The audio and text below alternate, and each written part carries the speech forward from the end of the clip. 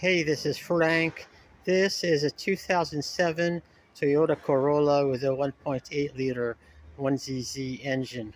The muffler on this car has some holes that are due to corrosion, and they make a really horrible sound. This is the replacement muffler that I'm going to put in the car. It's a Walker exhaust 53720 that you can get for about $100, and I'll provide a link to it in the video description. In this video, I'm going to quickly go through the process of replacing this muffler and check the fitment of the new muffler.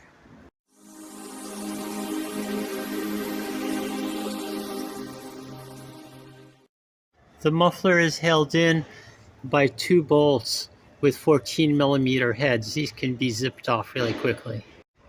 These are the two bolts with their springs. Came right out of this flange. The next step is to get the hanger off the frame. For this, I use this exhaust hanger plier. Its use is pretty self-explanatory. I'll include a link to this tool in the description. There's a second hanger to the front that I also remove using this tool. Here's the old muffler side by side with the new muffler. The old muffler, there's some other issues like the tailpipe is almost detached from the muffler body, and there's some additional holes on top. Definitely this muffler was due for replacement. I'm installing a new gasket on the flange, and I'll provide a link in the video description. The muffler is installed, everything is in place. One thing I did not notice before is this exhaust flange came without the welded nuts that are present on the original exhaust. By this I mean these two welded nuts right here.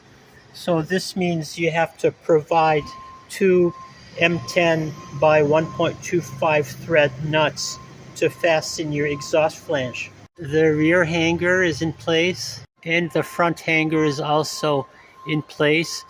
So let's lower it down and see what it sounds like. This is a view of where it sits under the car. We still have a little bit of a problem due to this exhaust flange on the car side being rusted and having a leak, but that's not the fault of the muffler.